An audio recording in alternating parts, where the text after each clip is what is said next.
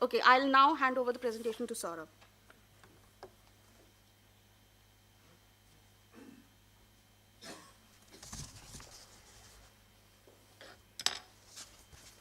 Thank you, Amrita. Before I start my presentation, I would also like to thank my contributing author, Labanya. Okay, so just to summarize here, we already discussed that there's a huge investment gap in the rooftop sector, which is around $28 billion if we exclude the subsidy, and around $39 billion if you include everything to reach the required target. And the key barriers that we are seeing in this sector are already discussed, are the limited avenues of raising debt capital, raising it at a affordable cost. And the issue that this debt capital is facing is that there's not enough scale at the rooftop developer level. So these three barriers are what we are trying to address in the proposed solution. And I just want to say that whatever we are proposing, we want to take the reaction from the audience actually, because this is something very radical or innovative approach that we are trying to propose. And I bothered many times Ms. Gitali on this and got a lot of reaction from her during the course of the study. So the solution that we are proposing here, that why not municipal bond can be used for removing these three barriers that are existing in the sector. This is just to give a brief of this model that we are trying to propose here. It's a public-private partnership approach, which is very similar to DVFO model, design, build, finance, and operate. But slight variation in this, all these, in the typical DBFO investment model, all these activities are being taken care by the private entities. But here what we are suggesting that since the private entity in this case is not capable enough and facing a lot of challenges in financing, why not public entity like municipal corporations come in front and try to solve this issue. And what we are saying essentially here, that why not municipal entity can play a role of finance aggregator for the developers, especially who are operating in the RESCO model. So some of the rationales have already been discussed, like why it makes sense for municipal bonds and municipal corporations to engage in this sector. Now, these are some of the rationales that I also like to highlight, which are from the perspective of the rooftop sector as per se. We are saying that municipal corporations are better suited to access the capital markets if we compare it with the small rooftop developers. What we mean by saying this is that they have the financial strength or the balance sheet size through which they can leverage and go into the capital market to raise the required bonds or the debt capital. Second point is on the credit worthiness. If you compare with the small rooftop developers, they are not credit rated, most of them. And if you see municipal corporations and like NDMC and also the Pune, they have got AA plus of rating, and even Ahmedabad and Surat. And they also can leverage the state government guarantee. Although we are not proposing it to leverage, but they have that cushion. If they want to, they can, if they need it in some course, then they can leverage that. Third point that we are trying to make here is that municipal corporations have this cushion of internal revenue, revenue from the other sources, which if required can be used, and it has been used in previous municipal bond issuance. That will also provide a lot of comfort to the investors. And the fourth point is that it can actually lead to the aggregation of the rooftop solar projects at a developer level. What we mean by aggregation is that right now what is happening, whenever a rooftop developer goes to a bank at an individual level, it doesn't have the scale, and the transaction cost per unit of the project cost is very high for the developer, and the bank is not entertaining the developers. So if the developer is seeing, okay, there is a pool of capital, the municipalities can help them. Or the thing is, the condition is that you have to come together, at least at the city level, and then you are able to get this mode of financing. So that will bring a lot of developers aggregated, at least on the city level. Okay, this is the transaction structure. This is one of the transaction structure that we have focused in our study.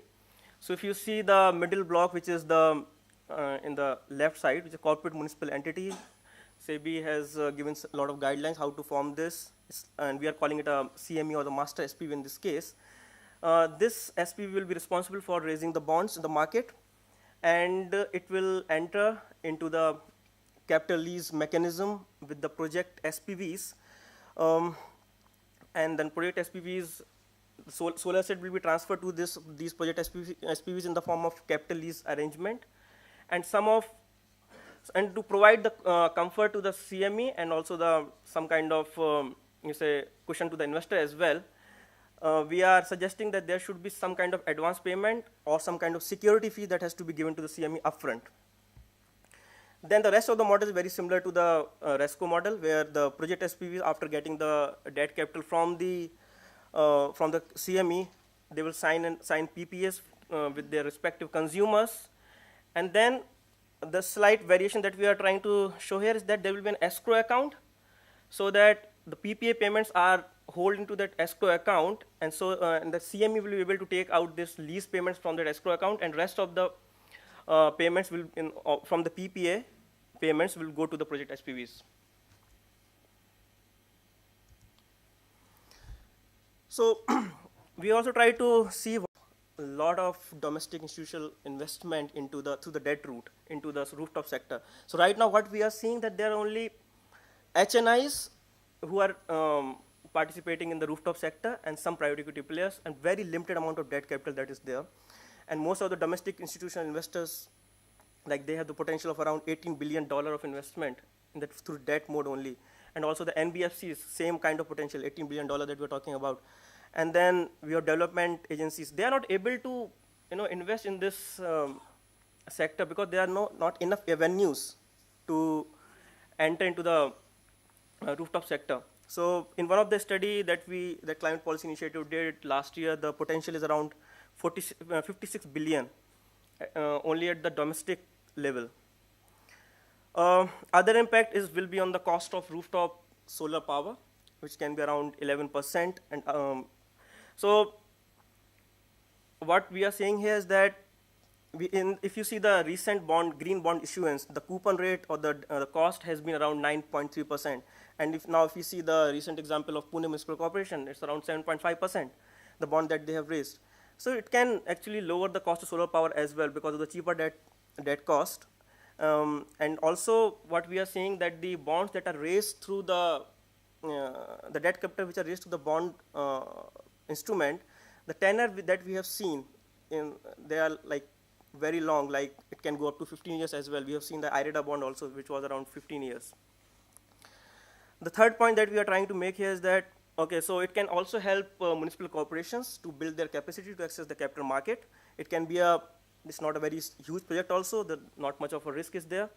The thing is, relative to the other projects that municipal corporations take care of, this rooftop solar sector has more commercial feasibility if you compare. So there is a less risk if you go ahead and using this as a learning case for accessing the capital markets, and it can help you for other projects in future. Then we applied, we try to calculate what kinds of benefit at these two city levels. We are seeing that, okay, in Surat, rooftop solar has not reached the grid parity as of now in most of the sectors. However, if you use the municipal bond and if the rates are around 9% coupons, then the cost and the tenor is around 15 years, then the cost reduction can be around 11%. And it can bridge the gap between the existing tariff and the rooftop solar cost. Delhi is in most of the consumer category. We are seeing that most of the sectors have already reached the grid parity because of the higher cost in each category on the existing tariff cost. If you use the municipal bond, then actually it will make further case to deploy more rooftop solar in the cities in New Delhi. These are the very broad steps that we have laid out. If municipal corporation want to go ahead with this kind of mechanism, what will be the essential step that they need to follow? More details or sub-steps are in the report. You can go through that. So these are the project development plan and project preparation. You can also, these are the activities which anyways is being taken care by for other projects by the municipal corporation. We can also link the SEKI's program of rooftop grid connected PV, and then that can be merged to take up this step. Second step is, of course, the incorporation of corporate municipal entity or the master SP that we're talking about. It will take care of raising all the municipal funding. The thing is that when you are going for the incorporation, the point has to be very clearly made out that this entity will also be entering into the capital lease mechanism. Then crediting assessment will be required for the bond to be issued. We also have to look what kind of credit enhancement measures will be required. I'll talk more detail about this step. Then you have to identify who will be the underwriter of the bond issuance. And that underwriter will also take care of the market pitching of to the key investor, and especially will also help in finding out the cornerstone investors. Like if you see the recent Masala bond, there was a cornerstone investor, IFC, and that helps a lot to make a good pitch for a municipal corporation. That will be one of the very important activity if you have to get the traction for other investors as well. And there are several other steps like creating escrow account, etc., which are there in the report. Okay, so there are a lot of challenges to this model, and we have proposed some of the solutions here. First challenge that we have seen is that can municipal corporation play a role of a financial company for the private developer, especially in the rooftop sector? That feasibility we are thinking is low at this point of time, whether it can be done, but impact is huge. If it is done, then okay, it can become a very good model for the other sector as well. So it may require some kind of regulatory interventions. And actually, this entity can also become a financing arm for municipal corporation. And we are seeing the financing arm in the railway sector that IRFC is taking care of for the railways, all the project development and financing. Second issue is of credit rating of the bond. So they are very most popular use solution like partial credit risk guarantee, which can be used. And we have talked to some of the development agencies like USAID, and they have said they have provided such kind of guarantees in past for the municipal corporations, and they are ready to do that again. And we also calculated, estimated the size of this PCG for the rooftop sector, and we have found, as against the 50% of the total debt that was required in the form of the credit guarantee in the past municipal bonds issuance, for the rooftop sector, we found it was around 31%. So it's pretty less as compared to that. And then we can also create similar sort of first loss fund, and that can be capitalized by using National Clean Energy Fund. That's one of the suggestions. And of course, you have to do proper due diligence in the selection of project developers and the consumers. We are already working on this, how we can create a matrix, how to select the developers in other projects. Third main issue is the reluctance of municipal corporations, and many of them. So what we are seeing, but now we are seeing that municipal corporations are getting more active in this space, and it actually can help in cleaning your books and become more transparent if you go ahead with this kind of mechanism. Last issue that we have mentioned is the high transaction cost. It will be a new model, so there may be a lot of learning required, so there will be high transaction cost in the beginning, and the size of the asset may be not that big initially. So one solution can be if you can pool as many projects at the city level, or combine some of the cities to pool their asset and then go ahead with the issuance of the bond. Thank you, and then I will ask Greg to conclude. Finally, the last words on this. Thank you so much for your interest in our study. So the results of our study really show that our proposed municipal bond OPEX model can help municipalities to raise the necessary capital to promote OPEX models in general, but also to achieve the national target of 40 gigawatts of rooftop solar. But in order to fully exploit the potential of our model, there are a number of policy recommendations we would like to articulate. First of all, we need a necessary regulatory intervention to allow municipalities, corporations to play the role of a financier, which have already been discussed. And we said it's going to be, the probability is going to be low, and this is exactly why we would like to put this up front there. This, of course, is a necessary step to implement our model. And then, of course, building the financial partnerships, not just between municipalities and banks, but also local developers. So that's the study. Thank you so much for listening. And what we're going to do now is... So, thanks. Yes. Any question? There we go.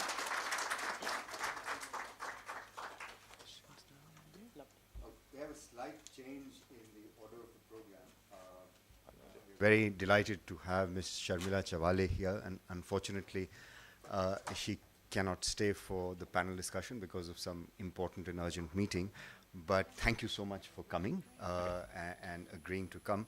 So may I request you to please address, based on this report and your own experience, how municipalities can actually become financiers of not only infrastructure, but also green infrastructure based on your experience. Thank you once again for coming. Thank you, Mr. Kathuria and Mr. Shrimali. And first of all, my profuse apologies for A, keeping you from your break, and B, my apologies for coming late, but joint secretaries, however impressive this looks, we are very small cogs in the wheels of, we just rush from meeting to meeting when we are told, so this is what's happened. Again, my apologies.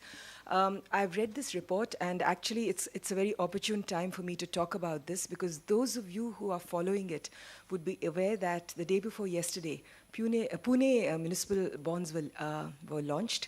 They're listing tomorrow morning at 9 o'clock on the Bombay Stock Exchange. This is for a water supply project of about 3,500 crores. The bonds are going to raise about 2,500 crores in 5 tranches. The first tranche is 200 crores. It was oversubscribed in the book building exercise about 7 times the day before yesterday. We are very, very pleased with that. We also expect a lot of other cities to do this. It's been a 3+ year endeavor of the this department working with urban development and various municipalities to see this through. I read the report. We've been also working with CPI on various initiatives that we are testing through an incubator lab for changing the financing costs in renewable energy, because we all are aware of the problems that the renewable energy sector faces. One of the things of interest to us in this particular study is, can rooftop solar be made into a viable business model? The naysayers say it's impossible because they're too small, and the structure is such that it doesn't fit into a standard business model for good financing through bonds. I just heard the fag end of the remarks that were made on, is it possible to have another structure? I think municipal bonds, so far as the municipalities are concerned, can be used in 2 ways. In our scheme, there are 5 essential conditions for municipal bonds. One is financial disclosure and financial discipline, which means that the balance sheets of the city are out on the net. 2, a shelf of projects. That is, any investor who's engaged with the city needs to engage long time. He isn't going to expend his resources and time for just a one-off bond issuance. 3, scale of bond. It should justify the cost of issuance, which is high, because the municipality has to engage transaction advisors and investment bankers for this. 4, as far as possible, have ring-fenced projects so that an investor knows that these are the projects which are going to be completed by a certain time, and there's no fungibility of money that comes in. And the most important feature, escrow the bond servicing. Whatever is the scheme or the method to be followed, whether it's user charges, whether it's support from the ULB, whether it's any other form, all those monies get into an escrow account so that the bond investor knows that there's no uncertainty of payments. Our bonds are not underwritten by a sovereign. Yes, of course, there is an implicit guarantee because they are in the end under the governments, but there is no explicit guarantee. Ideally, we would not like any kind of tax subsidy. There are no tax-free bonds. Initially, to kickstart this and establish proof of concept, I understand that Ministry of Urban Development is offering a certain amount of a grant subsidy. Long term, that perhaps won't last, and the municipalities are aware of this. But the other thing that was said, and I think I saw it on the last slide when I came in, is the credit rating. All the municipalities which have to raise these bonds have to be rated. One of the things that we expect to happen, maybe I hope in the next month or so, is there's a credit enhancement fund that was announced by the finance minister in last year's budget. For reasons relating to how the provisioning will be done when it is set up as an NBFC, some regulatory clearances are still awaited. But that fund, that credit enhancement facility, is actually ideal for some structure like this, because they can then buy that notching up of the rating, which will allow them to become investable grade for various long-term pension funds, insurance funds, etc. We hope that happens within the next month. I'm keeping my fingers crossed, but it should happen. Lastly, on the structure that will suit the financing of such projects. The plain vanilla municipal bond is the ULB goes out, issues a bond, funds its projects. The other kind of standard thing is a PPP project under ULB. The SPV that is implementing that PPP can go out and raise bonds. These are not technically municipal bonds. They are corporate bonds, which are under the Companies Act. But sometimes the municipality may want to fund its share of an SPV, which is implementing, if it's a partner in the SPV. That also could be one of the ways it raises bonds. The third structure that we are currently working on, and a couple of the people I'm working on here with our work sitting in the audience, is can we think of a trust structure for cities that are too small to go out on the strength of their individual balance sheets, or in a city, in certain states, there are certain cities which may have some intra-connectivity projects, etc., which require, say, pool financing. So can we have a trust structure which is either intrastate or interstate? Hypothetically, let's say that the capital cities of the Northeast want to raise bonds. Perhaps they're too small, even the project size, to justify this as individual bonds. So could we have a trust structure? Here we've run into some issues, again, with the regulators on how a trust fund will be regulated. We are working on that. But one of the options we could look at for something like this is a solar project. One, if you have a sponsor who has a large set of individual projects, maybe a cluster of solar rooftops in area A, another in area B, if the scale is large enough, bundle them together in an INVIT, an infrastructure investment trust, outside of municipal bonds, but that is one way, because one of the key requirements in renewable energy is releasing your equity. An INVIT offers that option for you to release your equity. For municipal bonds themselves, I would still need to get some data, if I can get that, on the size, because if we can bring this, any municipal bond related to a project, we have to look at scalability. So is it scalable? If the projects are very small, perhaps it doesn't make sense to have a municipal bond financing it. Solar rooftops would ideally fit one of the initiatives that we have taken from the government, which is the expected loss method of credit rating of infrastructure projects, a new scale, with green tags for projects that have sustainability features built into either design, construction, operation, or are essentially in the renewable sector, for instance, solar rooftops, which would mean that you could raise green bonds, you could go out and tap those green funds themselves. So if there's any, after any discussion, there's any proposal that you all want to make to SEBI, who regulates municipal bonds through us, we'd welcome them. But for this, we'd like to see some numbers. Because without numbers, speaking, just theoretically, I can't also make a case with SEBI. So I'd request those numbers. But municipal bonds, certainly. Conceivably, if we are looking at a certain sponsor who set up these across 3-4 cities, maybe a trust structure for such bonds also. I don't know. I still don't know this. I haven't seen the numbers. But this is the way forward. So these are the options that you could consider for bond financing also. Thank you. Take some questions.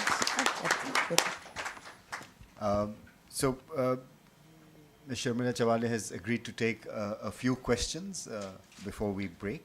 If there are any questions, please, from the audience. Please make your questions brief and identify yourselves as well.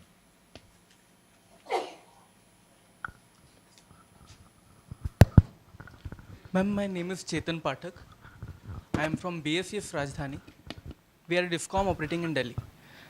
So, my point was that instead of municipal corporations doing this, if a DISCOM, just replacing the entire model with a DISCOM, so they are having a credit rating for all the DISCOMs we are having. Now, adding a green edge to this, DISCOMs, if IPDS scheme is also integrated and a DISCOM gets a benefit of and it is these green initiatives are covered under IPDS, then what will happen? A DISCOM will be proactively doing these in their region. Second point was regarding the demand aggregation part. DISCOM is in a better situation of handling these demand aggregation tasks, first of all, and secondly, they know the pain points where the congestion areas are more. So the area where power theft and so government is also launching agricultural feeder scheme also for solar initiatives. So similarly, a rooftop schemes integrated with all those areas where the congestion is more, reliability quotient is less. In that areas, if we propagate solar, it will be an advantageous situation for a DISCOM as well as the consumers who wants a reliable power. So these points I felt that this could be a better proposition if we involve a DISCOM into this, and also the escrow part. So since every consumer wants electricity, their pain point is to get a reliable source of electricity. Electricity can become, and the solar has been came as an alternative which they can be used in a cheaper way, or it can also enhance their reliability. So until unless a DISCOM is not involved in such initiatives, so and in that model which you have shown in the slides for OPEX, net metering is not covered in that. So in that, if you want to involve a DISCOM, it will be a better proposition, and it can be expanded in a much faster manner and much more reliable manner, sir. Thank you. Thank you. Let's take, for, yes, and then, yes. My name is Tilak Arora. My question is to the lady and Saurabh about the financing part of it. As far as I understand, in the USA, most of the municipal bonds are tax-free. Can it be done in India also, so that the local as well as the outside investors come, and if they know the interest is tax-free, you can get a lot of resources when the need is billions of dollars? Thank you. And this is, yes.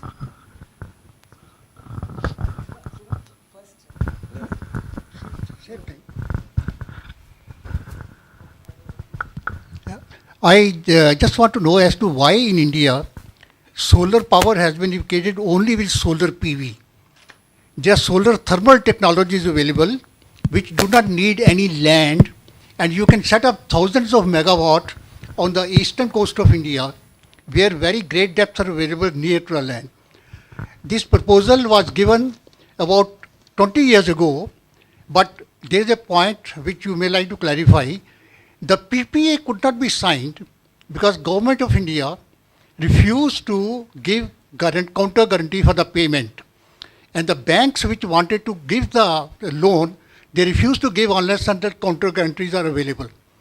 That time the Chief Minister of Rajasthan, Mr. Bharat Singh Shekhawat, said that he will give the counter guarantee. The company came here, they carried out all the survey, I'm talking about 95. And when they were ready to set up the plants, they said the government counter guarantee, yes, but the state electricity board will sign the agreement. And when the auditors went into the bank balance of state electricity board, they were all in the red. So the projects failed. Last question. No, I just don't. I don't have a question. I was just responding to that DISCOM point.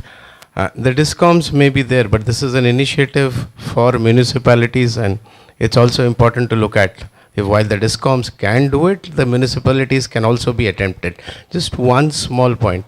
Well as structuring, raising, credit enhancement, all that is fine. At one level, the municipality needs to get incentivized to do this. When the report talked of devolving. Now, devolving targets to municipalities, we have seen that for many, many years. We have devolved responsibilities without financial strengthening the responsibilities. It doesn't really work. So that part of policy issue where the municipality has incentives to do it, because it's ultimately a market mechanism which is working, that aggregation is required. Thank you. It'll have to be short because Very I'm short, in a bit of Arvind. a rush to leave. Yeah. Very short. I'm Arvind Kumar from Edelweiss. There was a lot of depredation when these bonds were coming, and against that, the great success of the Pune bonds. What's your analysis? Secondly, there's some flush municipality which don't require bonds. So maybe I think NDMC. So Raisa and the other going for bonds in these municipalities. I think that's it. I'll just take the last part of your question first. Those who don't need it don't need to raise money. There's no whip. Okay, I mean, only if they need money, they have to raise it. I'll take these in the order that they were asked. One is discoms. So with all due respect, there are discoms and there are discoms. Okay, your discom, Rajdhani, maybe one discom, but I think all of us and everyone in this room is familiar with what has been happening in the past side. There are some discoms, I think, if they were to go into the market, it would be a joke. Okay, so I think Dhruva has answered the other part of your question. Certainly, discoms going out and discoms would then have to be registered, and possibly you would have a different scheme. But whatever is applicable, and this also answers a little bit of what this gentleman here had asked. You have to understand that there'll be no guarantee